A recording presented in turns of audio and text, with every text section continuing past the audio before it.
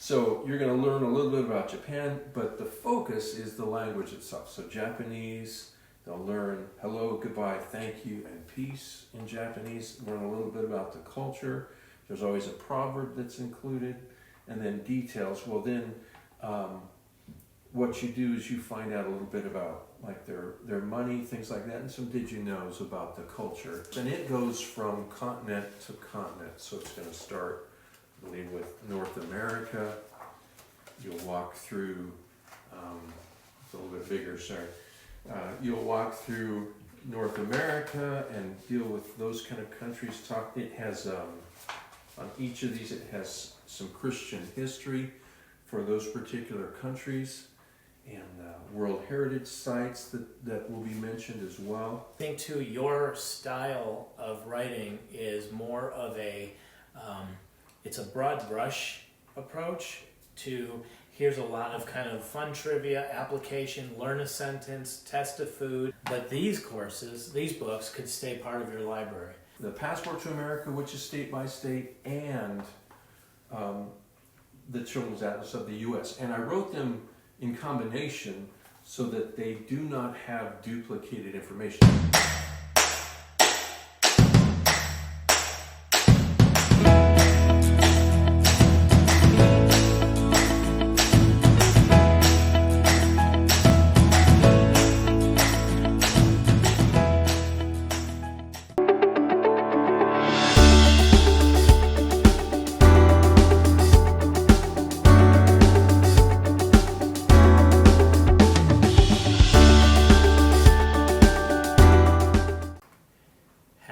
Tuesday afternoon, everybody.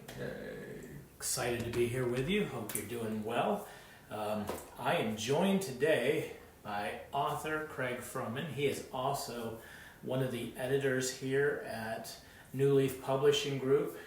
Has had his hand in a lot of curriculum over. Yeah, it's been really a wonderful experience, actually.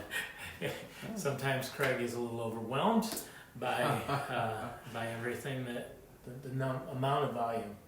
Yeah. I did a video recently, well, in the last year, about how many words you guys have to review. It was like staggering.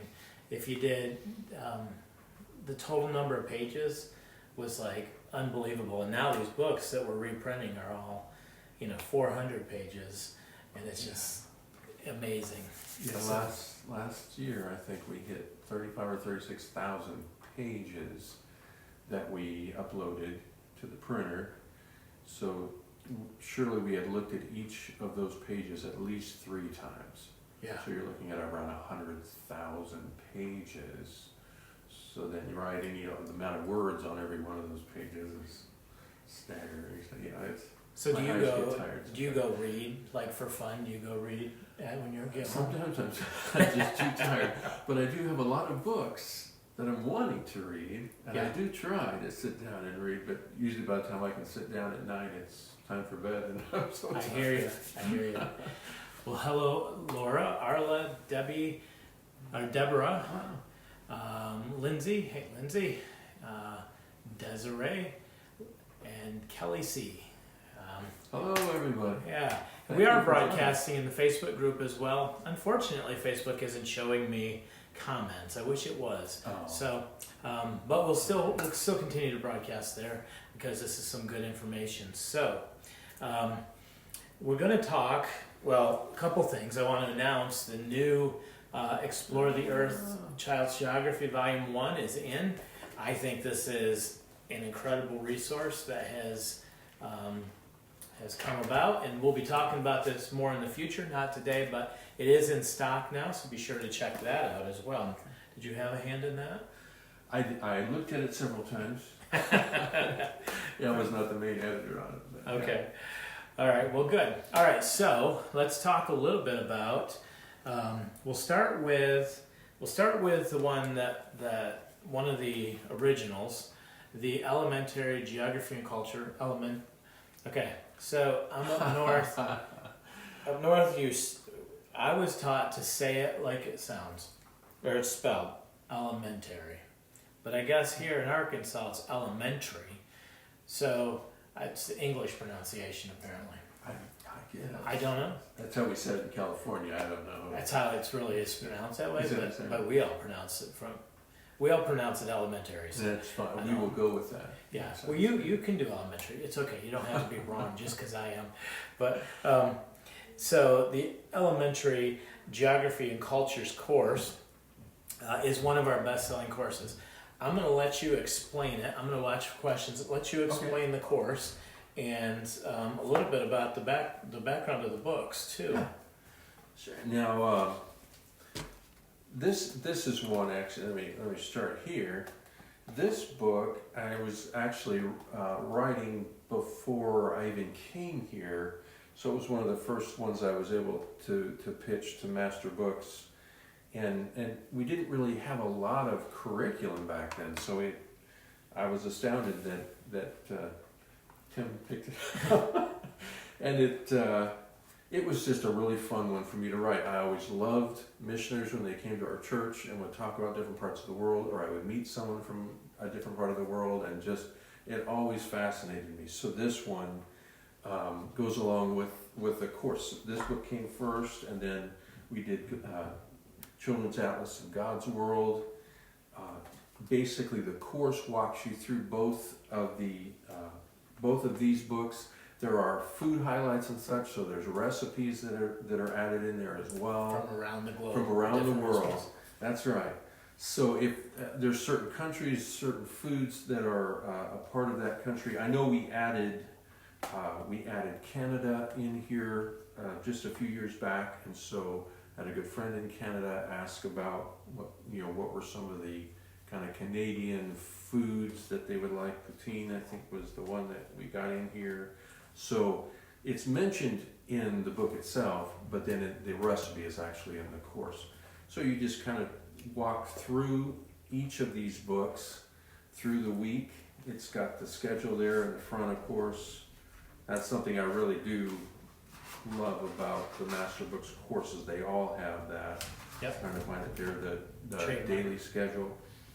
This one is daily. Some I know are either 2 days, 3 days, 4 days a week, but this is a daily one. And so as you're walking through the course, let me turn here to one of the spreads. So there's Japan. So in this particular one, in Passport to the World, you're going to be learning a little bit of the language. So, oh yeah, sorry, there we go. Here, I'm going to put this one down just a second. Oh, thank you. Hold on to the other side there. So you're going to learn a little bit about Japan, but the focus is the language itself. So Japanese, they'll learn hello, goodbye, thank you, and peace in Japanese. Learn a little bit about the culture. There's always a proverb that's included, and then details. Well, then what you do is you find out a little bit about like their money, things like that, and some did you knows about the culture. In the back, as you go through each of those particular countries, there are then passport stickers that you're able to pull out and put in the passport book that's included with it there, and so you can put your passport stamp in as you go from country to country. And just to note, we actually sell additional on the website, so you can buy an additional passport stickers and the passport book if you have multiple students doing the course. Which is nice, and there seem to be a pretty good deal too. So yeah, you walk through there, and then when you're done with each of the countries, you'll turn in here, and there's worksheets, there's the flags that they can color, there's questions, and again, there's the recipes that are included in there as well. And then in Children's Atlas of God's World, it covers some of the same countries, but a lot of them are diverse, and it goes from continent to continent. So it's going to start, I believe, with North America. You'll walk through, it's a little bit bigger, sorry. You'll walk through North America and deal with those kind of countries. It has, on each of these, it has some Christian history for those particular countries, and World Heritage sites that will be mentioned as well. So you can kind of go through each of those areas. And then again, once you're done with the reading there, you've got the worksheet that will help kind of cover what you've read about in the book itself. And what about faith-based integration? How does these differ from if you were to go to a bookstore and buy a children's atlas of the world? Oh, I mean, they're definitely rooted in the scripture. They definitely have Christian history and connections to Christian values and faith as well. This in here, Passport to the World, I'm going to turn it to the page there real quick, begins with, because it's talking about languages, it begins with the language story, the account of the Tower of Babel, where the different languages first originated, and then how people kind of basically found their way out to different nations after they were scattered from the Tower of Babel. So it's all rooted in faith. It's rooted in the biblical record. It's not just talking about countries isolated from God's word, but rooted in God's word itself. So a couple of the highlights that I see is definitely the recipes. Families enjoy doing different recipes from around the world. Sometimes they turn out, sometimes they don't. Sometimes it's trial and error. But that's definitely one of the peaks. I think too, your style of writing is more of it's a broad brush approach to here's a lot of kind of fun trivia, application, learn a sentence, test a food. It's like if you were doing a quick, you were doing a 2-week vacation, like the Muds. They just hit, when they came to visit us from they do a lot of the covers for us, the pictures, and they hit 17 states in 2 weeks, and like, I don't know, crazy amount of time in the car with them all. But that would be the same type of thing. We go to the beach, we spend a day at the beach, we taste some food from Florida, we go to Arkansas, we spend some time in Arkansas, we sit at the bonfire, experience a little of the Ozarks culture, go to Colorado. Like, you have a little bit of acquaintance, but it's not an in-depth study of each Right. location. Definitely geared for the younger set.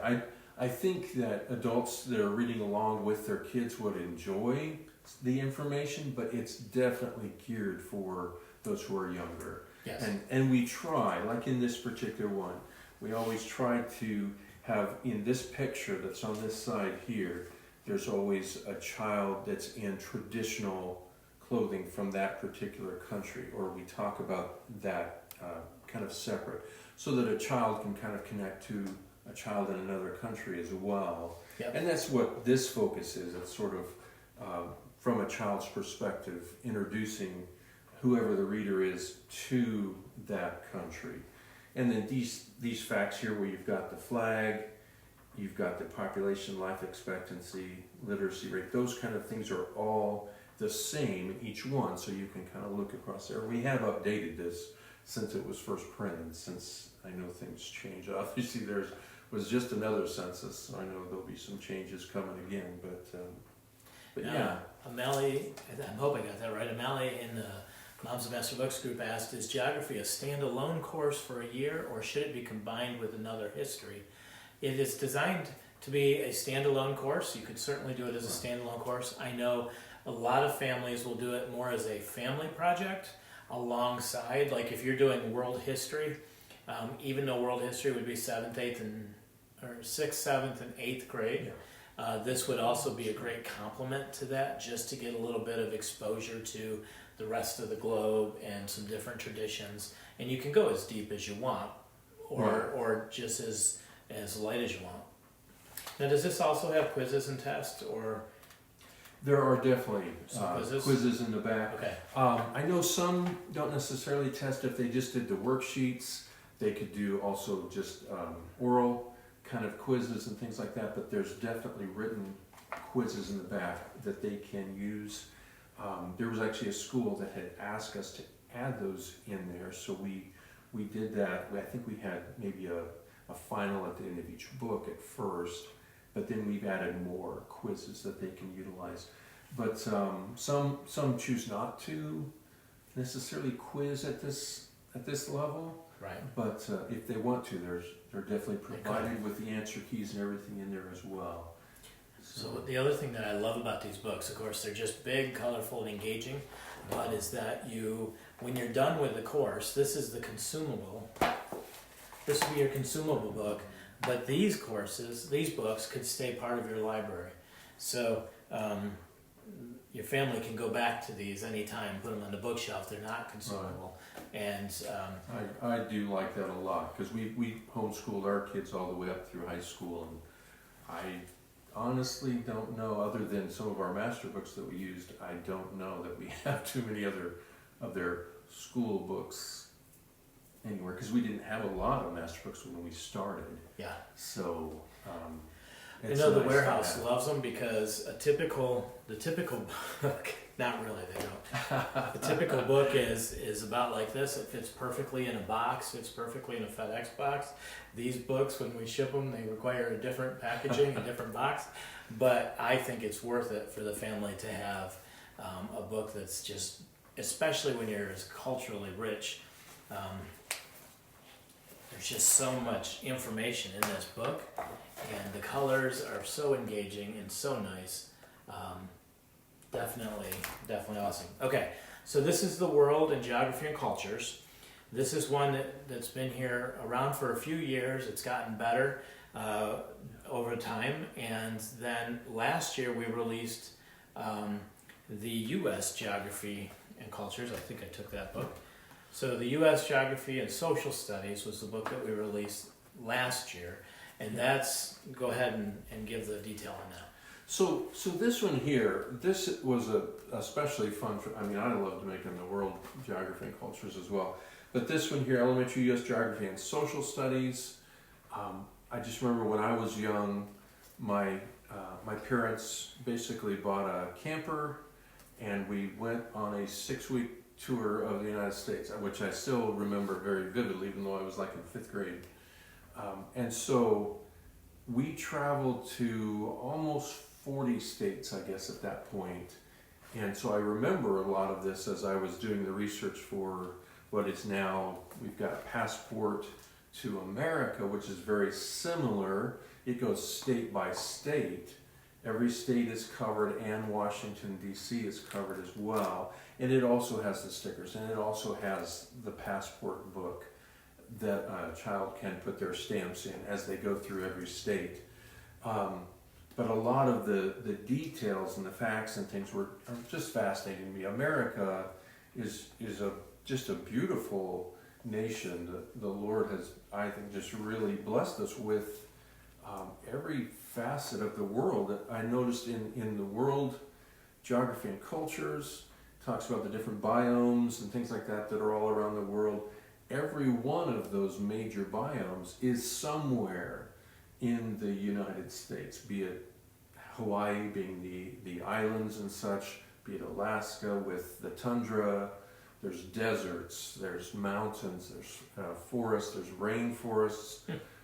It's such a diverse kind of world, and so if you're going to be traveling some, you've got access then, if you have these books, to the Passport to America, which is state by state, and the Children's Atlas of the U.S. And I wrote them in combination so that they do not have duplicated information. Now, you're still going to cover the states. They are both going to show the flag of that particular state, but the information itself is not duplicated. Okay. So, and that was not necessarily an easy task, but it was something I wanted to make sure that if you had both books, you're not going to be reading the same thing in both books. So again, children will go through each state, and they do it state by state, and then they have some additional information in here as well. So in here, I included the quarters. You know, there's the 50 state quarters that are available, so everything behind that particular quarter is included. Someone wanted music. They wanted some kind of, which that was more than I realized, but I searched for specific music for every state. That's pretty cool. So you've got, like in Alaska, the music of the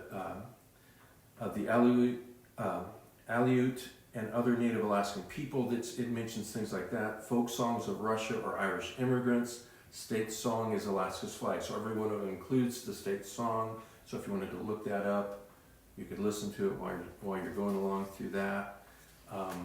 We also do, if you have the Awesome Science DVDs, now you don't have to have them for the course, but anywhere a state includes something that's on those DVDs, we mention that in here. So if you have the DVDs and you're going through, in this particular area, it's watch the Grand Canyon, Meteor Crater, Petrified Forest. So you're obviously in Arizona. At that time, you could watch those specific DVDs and give you a little bit of extra. Now, Jen asked, can you mix and match states? Like, can I say, we're going to do New York State because we're going there? Can you individually do a state? You could definitely do that. The worksheets would definitely support that. Quizzes would be obviously a little trickier, but you could do this however you wanted. I know initially there was talk of us doing it based on when the states became a state, and that is a part of this. That is mentioned in here, when each state became a state. But the problem I felt with that and the books themselves was, if I want to find, let's say, New York, if I didn't know when it became a state, I would, it'd be a little harder for me to find it in the book. Obviously, it's in alphabetical order, so I can go through it fairly quickly. Yeah. But yeah, you could do this in whatever order that you wanted. Now the way it's done, you've got, I believe it's about 3 or 4 states that you go through the information, and then you get to different state recipes for things. And I know that Terry, who designed this with me there in the back, he made sure there were photos of the different foods and recipes. So that's definitely a part of it. We tried to make sure that the worksheets were very diverse, that it wasn't always the same kind of things. So we have, some of them are questions for crosswords, some are a little bit of a mix, so word scrambles are included. And again, there's some of the recipes there. I'm from California, so avocado toast has been around there since 1885, so there's a little history on each of the recipes. Arkansas is fried dill pickles. If you haven't had fried dill pickles, they're worth trying. Yes, I love fried dill pickles too much. Maybe that's probably the one thing we've had in Arkansas. Yeah. But yeah, so fried dill pickles. Burnell Austin first made these popular in 1963. So they sold for 15 cents at the Duchess Drive in Atkins, Arkansas. So that kind of history with every recipe is included, as much as I could possibly find to put in there to make it interesting. That was probably the hardest part of building the course. That took me the absolute longest, right? To research a little bit of history on each one and to come up with a recipe for each of them. So, but I know a lot of people have enjoyed that with the world geography and cultures, so we definitely wanted to have one. But that's the thing, there's 50 states, so there was a lot of recipes to try and pull together. So half the book is probably a recipe book, honestly. But what a good way to apply, like learning about fried pickles, and then like to make those connections in the brain that fried pickles were associated with Arkansas, and putting those together you're using different parts of the brain to make connections and build stronger connections. Right. So I think that's part of why this course is so effective, is because of the application that's applied. But I just think it makes it fun, and when you make it that enjoyable, the more you enjoy what you're learning, the more there's the picture of the fried pickles. So all the recipes that have that in there, you're gonna find the food in Passport to America on the page, and it's just gonna mention what it is in the actual teacher guide itself, it's going to have the recipe for that there. So. State bird in Arkansas, mockingbird. The state flower, apple. Interesting, we had mockingbirds at the house. I didn't really know about them, and I kept thinking, we have like thousands of birds, and it was one bird. And they do flips. Oh, when they're they fly out and do a flip, and yeah, it's kind of they've been so entertaining. I didn't know that. I didn't know that was amazing. Okay, I went off track a little bit. No, that's fine.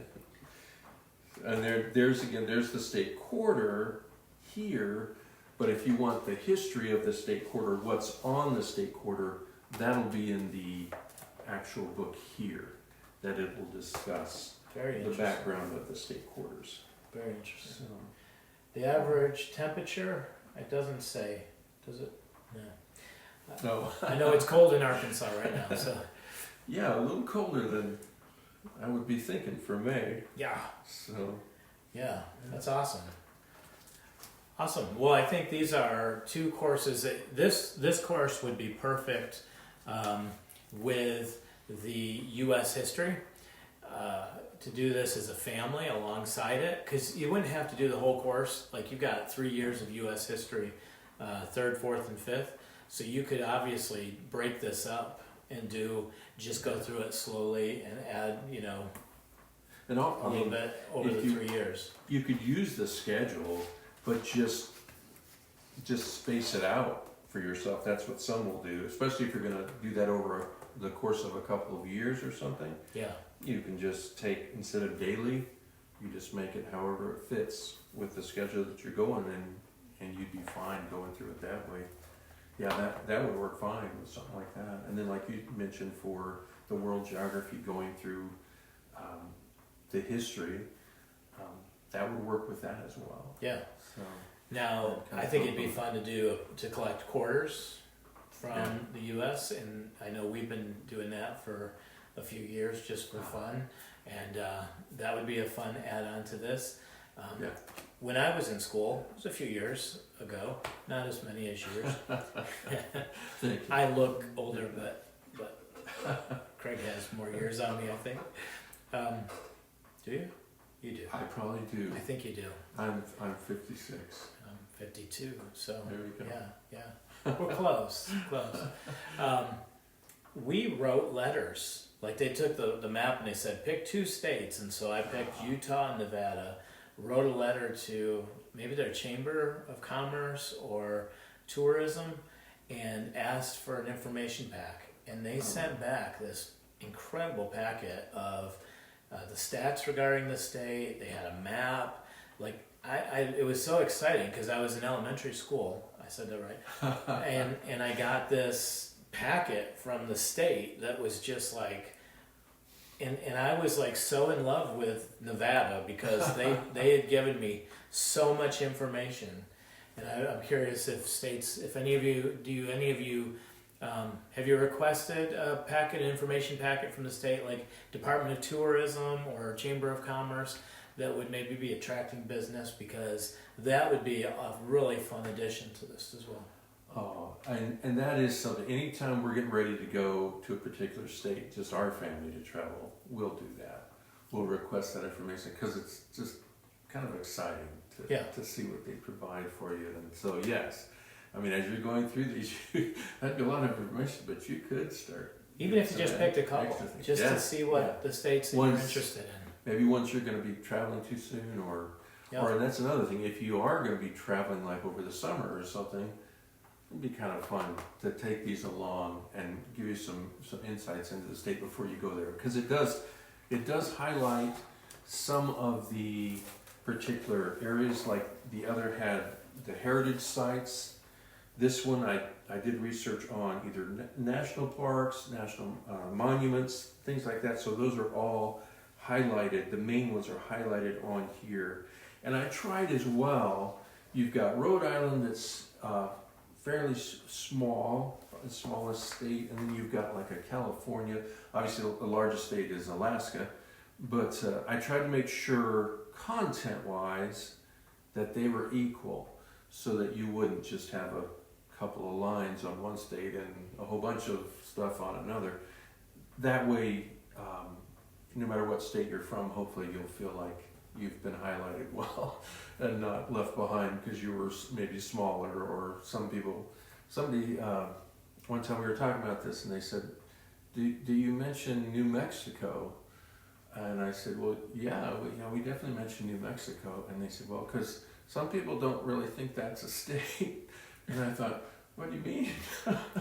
But they've run into people that didn't know New Mexico was actually one of the 50 states, I guess. So, but it's definitely in here. Good. So. Good.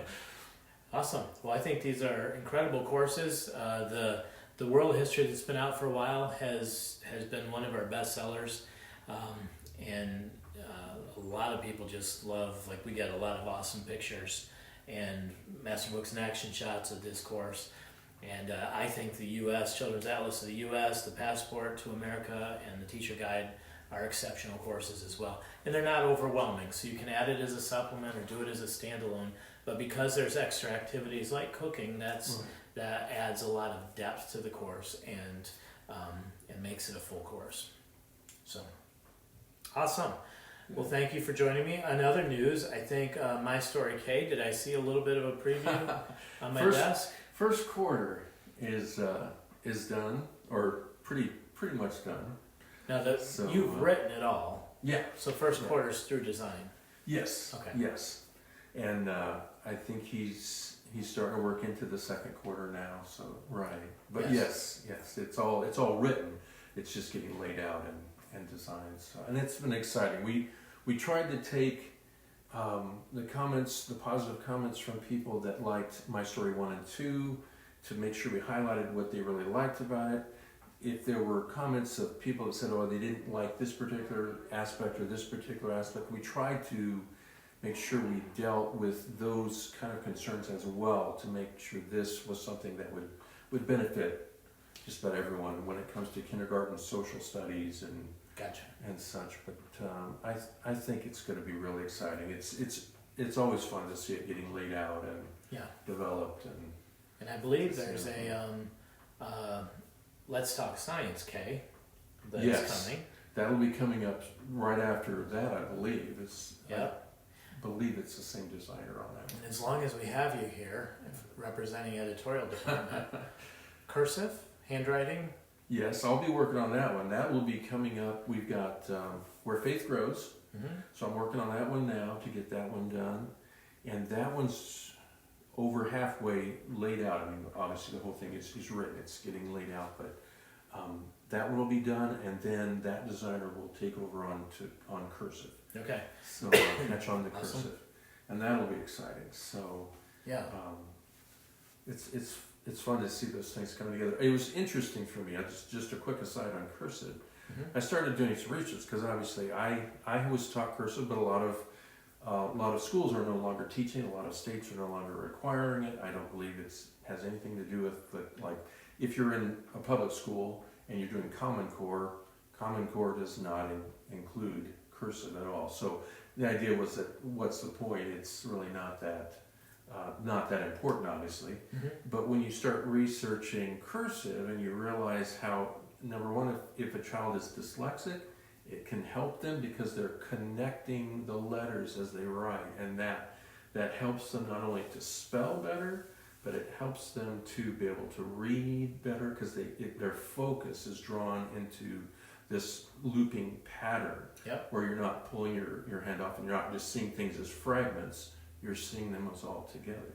And so I've done just a lot of research on Cursive, and it's amazing because some states that don't require it, they're kind of changing their mind and they're going back and saying we really need this to be a part of the curriculum because it's that important. If you're doing Cursive, you're more likely to read and retain better than if you don't. So that just kind of won me over right there. So. Yeah.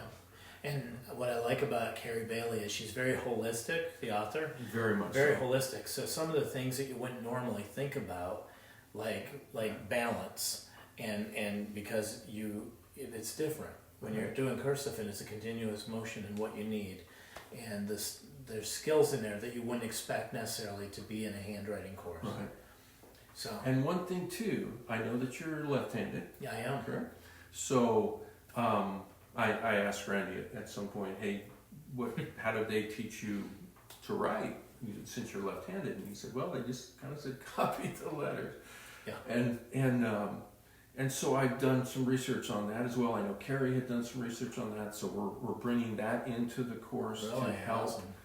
those who are left-handed to be able to write. A lot of the pattern is still the same, but there's specific things you can do to help a child who writes with their left hand to make sure that they're not, number one, covering over the letters, because normally you're going to be hiding the letters that you're writing. There's ways to help children with that, so that's something we'll include in that course as well. So that's I think that will be exciting. Yeah. I always wrote like this, hooked over. Right. My wrist was always all covered in ink from writing. And I got into sales in a position, and what they did is they filmed you. So you would do a presentation and they would film you. And I sat there like this, and I realized I look like I'm hiding what I'm writing. And so they actually changed.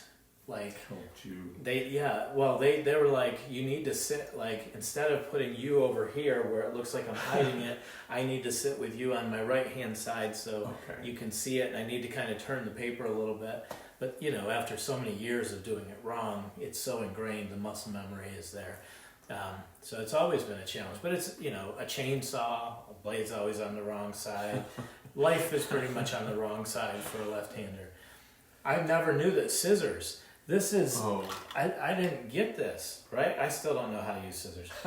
So this is the correct way to use scissors.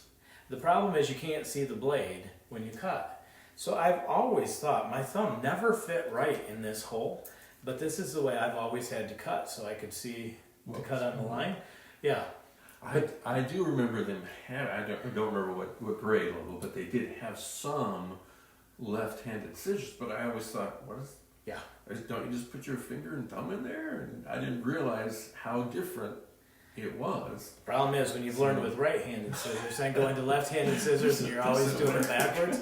Yeah. I remember when I learned to play drums, I found a drummer who was left-handed. Now guitar I play right-handed, but with drums it was, if I can play my drums left-handed, nobody else in the church was going to take over.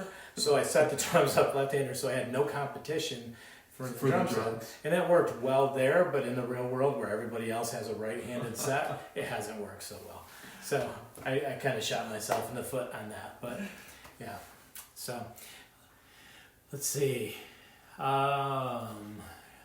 Kim, now Kelly, C-K-M Turbin. We thought her name was Kim. It's not, it's Kelly. And so Brittany started asking, and it was Kim, now Kelly is the only name I can just Where Faith Grows. Yes, Where Faith Grows is getting a lot closer. Yes. You're on that one, right? Right. Okay. Yeah, that's the one I'm working on right now, is Where Faith Grows, and it's right around half complete design-wise. And I know that the designer is working into the next, basically the third quarter now. Okay. So, but yeah, that one's exciting to see come through. Jessica, that has written that one for us, is very excited to see it coming together as well. I got some of her feedback just this morning. So good. Yeah. Well, thank you for joining me. I'm excited about these courses again, and we're excited to bring these courses to your family in the homeschool. I love that these are faith-based.